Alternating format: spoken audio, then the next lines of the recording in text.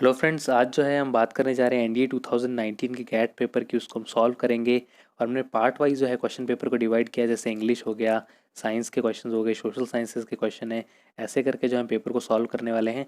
जैसा कि आप सब जानते हैं एनडीए की डेट्स अनाउंस हो गई, दोनों पेपर साथ में होने वाले हैं और इसके लिए अभी से आपको तैयारी शुरू करनी पड़ेगी।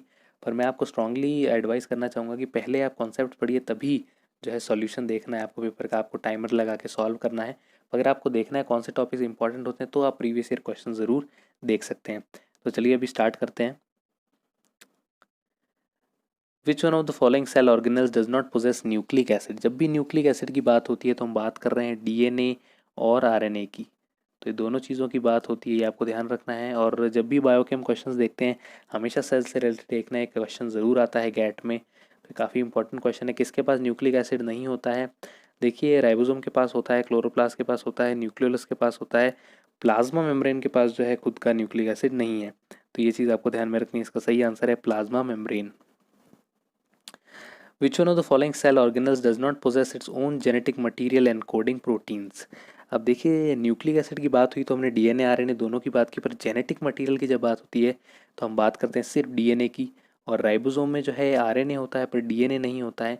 और ये मैं कहूँगा बहुत इंपॉर्टेंट क्वेश्चन है, क्योंकि ये तीन जो चीज़ें हैं, न्यूक्लियस, माइटोकॉन्ड्रिया और क्लोरोप्लास्ट, ये तीनों ही सिर्फ ऐसे सेल ऑर्गेनल्स हैं जिनके पास खुद का जेनेटिक मटेरियल है। मैं फिर से कहूँगा, खुद का जेनेटिक मटेरियल तीनों के पास ही है। तो किसके पास नहीं है? वो आंसर है राइबोसोम। ऐसे आपको हमेशा याद रखना है। क्वेश्चन में देख लीजिएगा कि क्या पूछा है, किस में है या किस में नहीं है, नॉट जहाँ लिखा हो, ये आपको अच्छे से ऑब्जर्व करना है। विच one of the following is not a component of conducting tissue in plants. अब ये काफ़ी इंपॉर्टेंट क्वेश्चन है। कंडक्टिंग टिश्यू क्या होते हैं? जैसे आपने सुना होगा जाइलम, फ्लोएम होते हैं जो वाटर और फूड मिनरल्स ट्रांसपोर्ट करते हैं प्लांट्स में, और काफ़ी ज़रूरी कंडक्टिंग टिश्यू होते हैं। और सीव ट्यूब्स की बात करें तो इंपॉर्टेंट पार्ट है फ्लोएम का, पेरीसाइकल जो है जाइलम का इंपॉर्टेंट पार्ट है, फाइबर्स दोनों में होते हैं, ट्रैकीड्स जो हैं वो इन दोनों को सपोर्ट करते हैं और एक कंपोनेंट नहीं है इसका। तो ये इसका सही आंसर है। विच one of the following organisms has vascular tissues. अब देखिए, वैस्कुलर टिश्यूज़ जो होते हैं कि इंपॉर्टेंट कंडक्टिंग जो है प्लांट्स में कंडक्टिंग टिश्यूज़ होते हैं, वैस्कुलर टिश्यूज़। कौन सा ऑर्गेनिजम्स ऐसा है जिसमें ये है? तो मर्सीलिया ही एक ऐसा ऑर्गेनिज्म है जिसमें वैस्कुलर टिश्यू है। विच one of the following organisms represents the primary consumer category in ecosystem. Primary देखिए सबसे पहला कौन है, तो सबसे पहले कौन आते हैं? अगर हम देखा जाए तो इकोसिस्टम की जो चेन होती है, फूड चेन, उसमें हर्बीवोर सबसे पहले आते हैं। तो कैटरपिलर जो है वो सबसे जो है एकदम बेसिक यूनिट है, वो पहले ग्रास वगैरह खाते हैं, फिर उनको फ्रॉग्स वगैरह जो भी होते हैं खाते हैं। तो सबसे नीचे लेवल में कैटरपिलर है। तो ये इसका सही आंसर है। विच of the following energy stored in the links between the atoms. अब हम सब जानते हैं जब भी केमिकल रिएक्शन होता है, बॉन्ड्स बनते हैं, तो केमिकल एनर्जी जो होती है वो एटम्स के बीच में होती है। जब भी कोई नया बॉन्ड बनता है तो एनर्जी रिलीज होती है। जब बॉन्ड्स टूटते हैं तो हमें एनर्जी सप्लाई करनी पड़ती है। तो केमिकल एनर्जी जो है एटम्स के लिंक्स के बीच में स्टोर्ड होती है। अगर आप देख रहे होंगे पैटर्न, बायो के क्वेश्चन जो है काफ़ी कम आते हैं, सबसे मैक्स क्वेश्चन आते हैं फिजिक्स के, फिर केमिस्ट्री है, फिर बायो है। The light energy escaping from the sun can be spread by. ये फिनोमिनन जो है आपने सबने देखा होगा, रेनबो वाला जो फिनोमिनन होता है, ये रेन ड्रॉप्स के थ्रू जो है स्प्रेड होती है sunlight.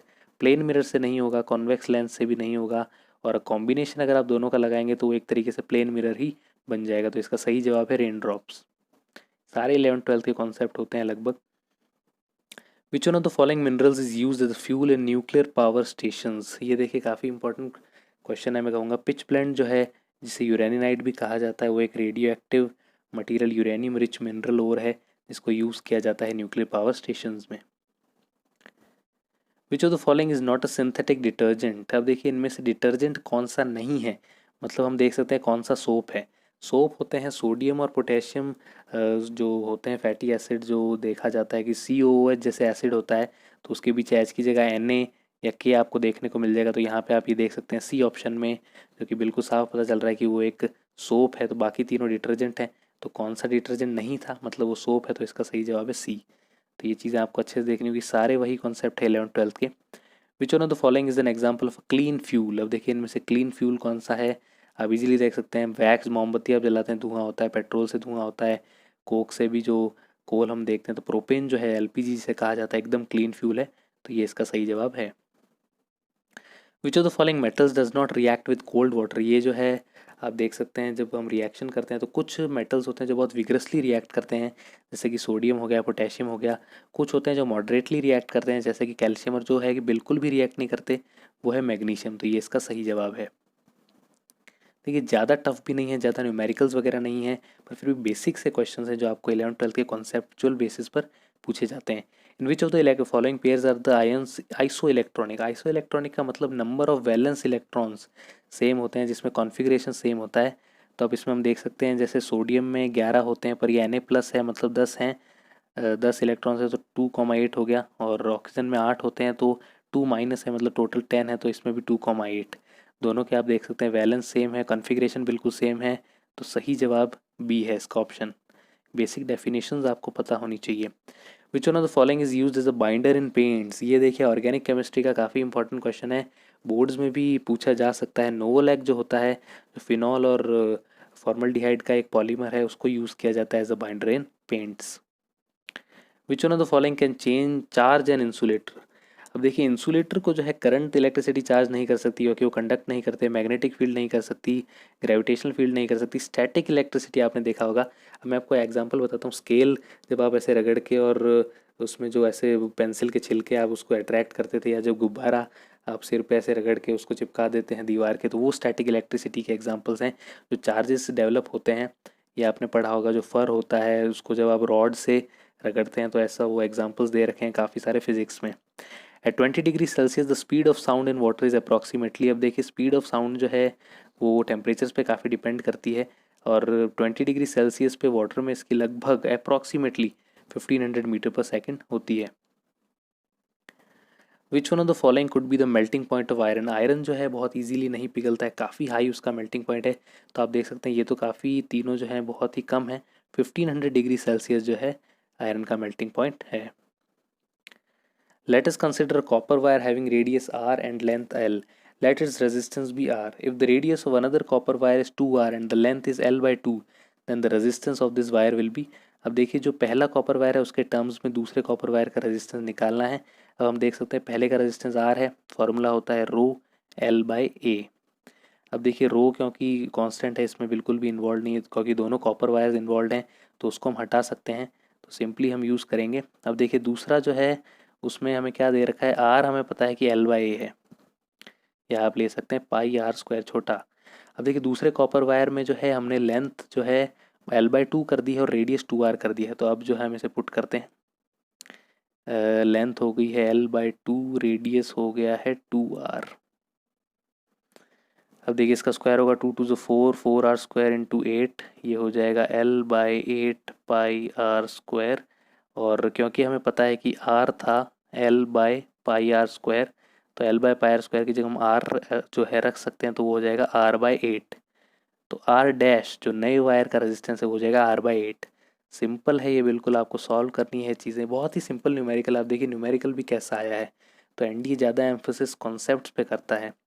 Basic scientific principle behind a nuclear reactor is controlled nuclear fission. जो है होता है न्यूक्लियर रिएक्टर में, जो है रेडियो एक्टिव मटीरियल्स होते हैं उन्हें न्यूट्रॉन से बोम्बार्ड किया जाता है। आपने देखा होगा रिएक्शन, 12th में आपने पढ़ा होगा। जब भी रिएक्शन होता है 3 न्यूट्रॉन्स वापस निकलते हैं, और कंट्रोल उसे किया जाता है। जो कंट्रोल रॉड्स यूज़ करती हैं जो न्यूट्रॉन्स को एब्जॉर्ब कर लेती हैं, ताकि जो है अनकंट्रोल्ड ना हो जाए reaction. Which one of the following is an organic acid. Organic acid आप ऑर्गेनिक केमिस्ट्री में पढ़ेंगे, कार्बन और हाइड्रोजन जिसमें इन्वॉल्व होते हैं। हम बात करें एसिटिक एसिड की, जिसका फॉर्मूला होता है CH3COOH। Who among the following has explain the phenomenon of photo electric effect. Light का जो ड्यूल नेचर है, वेव पार्टिकल नेचर, उसको एस्टेब्लिश करने में काफ़ी इंपॉर्टेंट था ये एक्सपेरिमेंट। एल्बर्ट आइंस्टाइन ने इसे दिया था, और उसमें यही था कि मेटल के ऊपर जब फोटॉन्स पड़ते हैं तो इलेक्ट्रॉन्स का इजेक्शन होता है। तो इससे पता चला था कि जो फोटोन है मतलब पार्टिकल नेचर भी है लाइट का। इक्विवेलेंट वेट निकालना है ऑक्जेलिक एसिड का, इसमें बच्चे काफ़ी फंस जाते हैं। अब देखिए वैसे वेट आएगा इसका 126, पर वो इसका मॉलिकुलर वेट है। इक्विवेलेंट वेट निकालने के लिए जो है हमें क्या करना पड़ता है, मॉलिकुलर वेट को डिवाइड करना पड़ता है n फैक्टर से, जो कि होती है एसिड के लिए वो होती है बेसिसिटी। बेसिसिटी मतलब कि number of replaceable H+ ions इसमें कितने हैं। तो इसमें आप देख सकते हैं 2H+ आयंस रिप्लेसेबल हैं, तो इसे 2 से हम डिवाइड करेंगे और इसका आंसर आ जाएगा 63।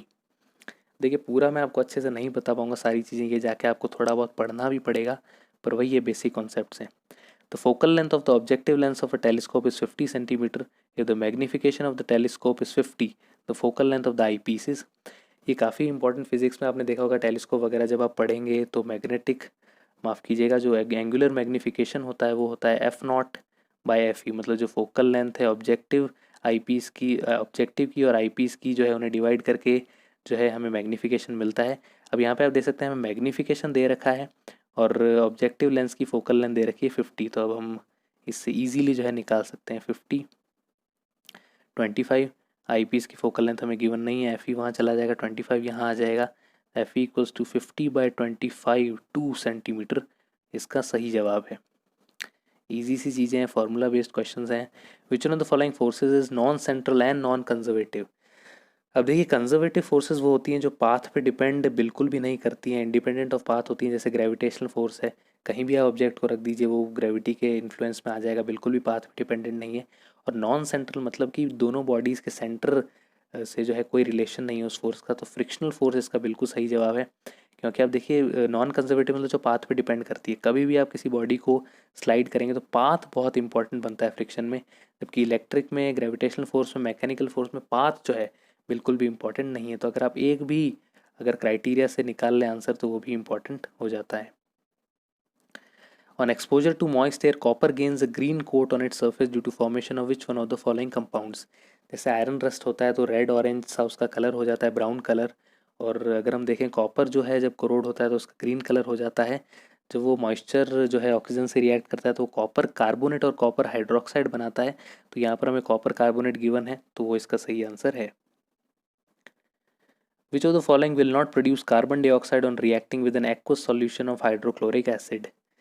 अब देखिए जब एसिड और बेस रिएक्ट करते हैं तो सॉल्ट बनता है, तो अगर सब में से देखा जाए तो क्विक लाइम जो है वो एक बेसिक ऑक्साइड है, तो जब वो HCl से रिएक्ट करता है तो वो जो है हमेशा सॉल्ट देता है बजाय कि CO2 के, तो ये चीज़ आपको याद रखनी है। बाकी लाइमस्टोन, चौक, मार्बल सारे वही हैं, CaCO3 इनका फार्मूला है सबका, तो वो सब जो है CO2 प्रोड्यूस करेंगे, कौन नहीं करेगा, quick lime.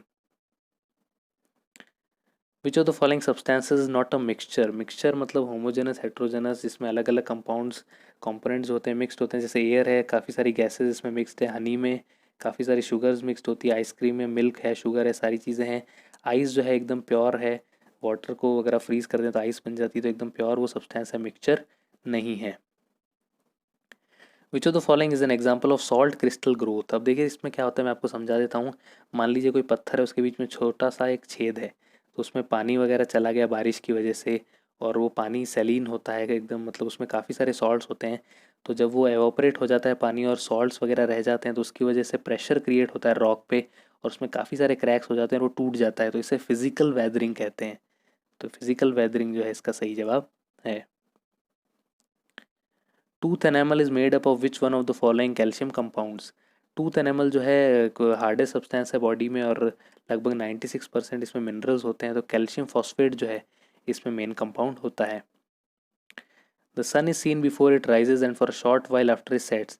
This is because, अब मैं आपको समझाता हूँ, जैसे मान लीजिए अर्थ है और यहाँ पर जो है सन हमें दिखता है जब वो राइज होता है। मान लीजिए अभी सन यहाँ है तो उसकी सनलाइट जो है एटमॉस्फेरिक रिफ्लेक्ट होकर यहाँ आती है, और हम यहाँ से देख रहे हैं मान लीजिए, तो हमारा लाइन ऑफ विजन यहाँ हुआ, तो अपेरेंट जो शिफ्ट जिसे हम कहते हैं वो होता है एटमॉस्फेरिक रिफ्रैक्शन की वजह से, इसलिए हमें सन जो है पहले दिख जाता है और सेट होने के बाद भी काफ़ी देर तक हमें दिखता है। 1 dyne, a unit of force in CGS system, equals to 1 dyne equals to 10 to the power -5 newton, और 1 न्यूटन होता है kg metre per second square, तो इसका सही जवाब है D, 10 to the power -5 newton. kg metre per second square एक तरीके से न्यूटन को इन्होंने एक्सपैंड कर दिया है। When a beam of white light passes through a glass prism, the color of light beam that deviates the least is। अब देखिए मान लीजिए ये प्रिज्म है, ये लाइट आई और ये अलग अलग कंपोनेंट्स में डिवाइड हो जाती है ऐसे करके, तो नीचे से अगर हम ऊपर जाते हैं तो विबग्योर ऐसे बनता है, तो सबसे ऊपर जो ये रेड है सबसे कम डेविएट होती है, जिसकी सबसे ज़्यादा वेवलेंथ होती है वो सबसे कम डेविएट होती है, तो रेड जो है इसका सही जवाब है। हमेशा याद रखिएगा ऐसे नीचे से विबग्योर होता है, तो वायलेट सबसे मैक्सिमम डेविएशन और रेड सबसे लीस्ट डेविएशन। तो उम्मीद करता हूँ आपको वीडियो पसंद आया होगा, लाइक कीजिए, शेयर कीजिए, सब्सक्राइब कीजिए चैनल को, साथ ही साथ कमेंट्स में हमें बताइए कि आपको वीडियो कैसा लगा। पार्ट 1 जो है और जो भी इंग्लिश का पार्ट 1 है वो भी हम ज़रूर अपलोड करेंगे चैनल पे। Thank you.